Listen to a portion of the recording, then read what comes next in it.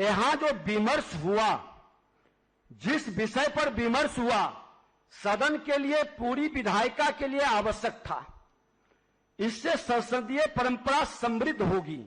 यह आत्मचिंतन का समय है, आत्मविश्लेषण का समय है। घटनाओं का घटित होना प्रकृति का नियम है, परंतु कभी कभी कुछ ऐसी घटनाएं घट जाती है जो हमें हमेशा कोसती रहती है। हमें यह महसूस होता है कि अगर हम ऐसा नहीं किए होते तो शायद यह नहीं घटित होता।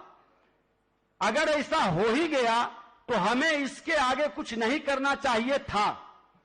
मुझे आज इस सदन में आप सब की भावनाओं में कहीं न कहीं पश्चाताप के कुछ स्पंदन मुझे महसूस हुए हैं। यह सुखद है लोकतंत्र के लिए। माननीय सदस्यगण, 23 मार्च 2021 को जो घटना यहां घटित थी वह अभूतपूर्व था। सदन में विरोध, कुर्सी पटकना, एक दूसरे पर बाहें चढ़ाना कोई नई घटना नहीं है। पूर्व में भी इस सदन में ऐसी घटना घटित हुई है।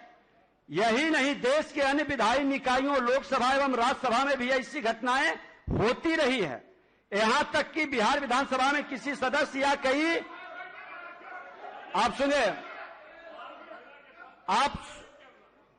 कई सदस्यों द्वारा जब जब भी इस तरह की अमर्यादित आचरण किया गया है, तब तब सरकार की ओर से इन विधायकों के विरुद्ध दंडात्मक कार्रवाई का प्रस्ताव आया है। उन्हें सदन द्वारा दंडित भी किया गया है। दिनांक 6 अगस्त 2015 को तत्कालीन मंत्री संसदीय कार्य के प्रस्ताव पर माननीय सदस्य श्रीमती ज्योति रश्मि को सदन से और समिति से भी निलंबित किया गया था।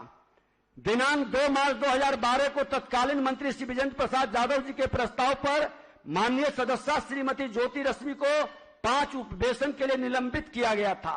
दिनांक 21 जुलाई 2010 को तत्कालीन मंत्री श्री विजेंद्र प्रसाद यादव जी के प्रस्ताव पर 71 सदस्यों को सदन से निलंबित किया गया था।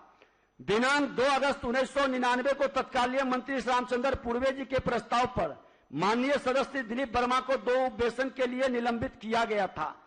उस दिन की घटना सदस्यों के आवेश की, उत्तेजना की पराकाष्ठा थी। सब कुछ हाथ से निकल चुका था। चीजों को व्यवस्थित करने के लिए अंततः कुछ कठोर कदम उठाने पड़े।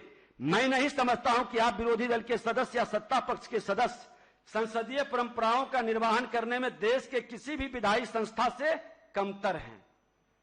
ये आप ही हैं जिन्होंने पिछले 22 दिन के सेशन में 21 दिन तक बेहतरीन तरीके से सदन चलाकर सदन के 100% सूचीबद्ध कार्यों को पूरा किया।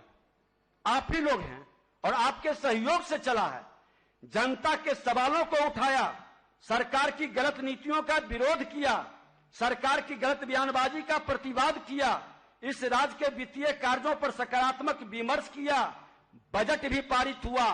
सरकार की संवेदनशीलता और सजगता प्रश्न के जवाब के माध्यम से भी आया, परंतु ये आप ही थे जिन्होंने उस दिन एक काला धब्बा अपने चेहरे पर लगा दिया। ये आसन क्या है? यह आसन इस सदन का कस्टोडियन है। यह सदन को सही दिशा प्रदान करने का उपक्रम है ताकि राज्य की जनता का हित साधा जा सके। अगर आप इस आसन की ही अपमान करेंगे, इसे कमरे में बंद कर देंगे, फिर सदन में अराजक स्थिति पैदा हो जाएगी। यही उस दिन हुआ। यह अजीब था। मेरे अब तक के संसदीय जीवन में इस तरह की घटना मैंने नहीं देखा। कई बड़े सदस्य ने भी बताया कि ऐसी घटना घटित नहीं हुआ। मैं आहत था, दुखी था। मैंने कई बार सोचा कि ऐसा क्यों हुआ।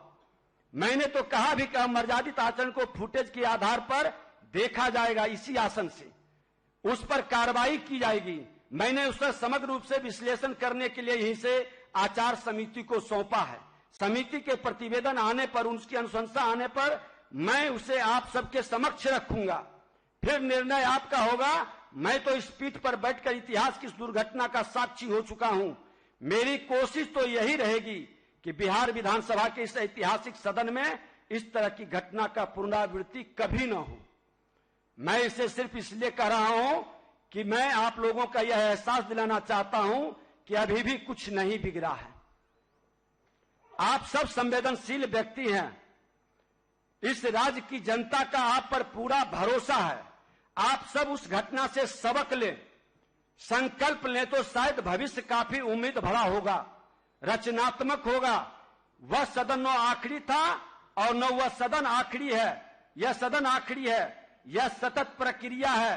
काफी जद्दोजहद के बाद इस देश में एक ऐसी लोकतांत्रिक व्यवस्था काम हुई है। कई लोग आप पर आंखें गड़ाए बैठे हैं, आपके आंगन में घुस सकते हैं, आपकी स्वतंत्रता, आपके विशेषाधिकार की धज्जियां उड़ा सकते हैं। इसलिए सचेत रहिए। आप समझ रहे हैं कि हस्तक्षेप करने का मौका बहुत लोगों को मत दीजिए।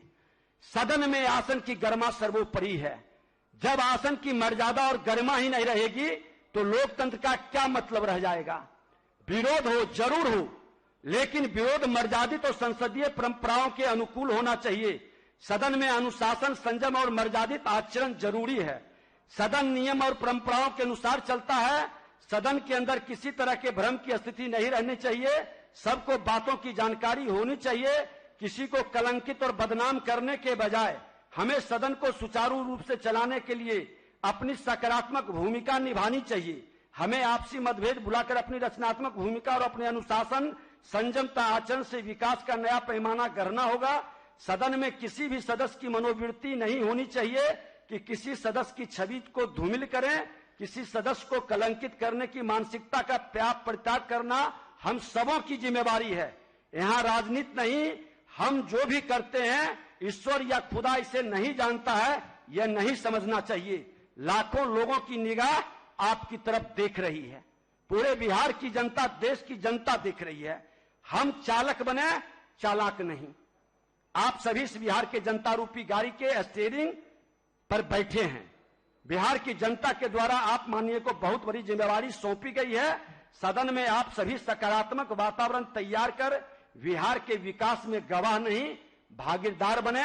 मेरा आग्रह है, निवेदन है, सदन की गरिमा को बरकरार रखिए। आपकी व्यवहार आगे की सारी व्यवस्था को चिन्हित करेगा और सारे कार्य को प्रभावित करेगा।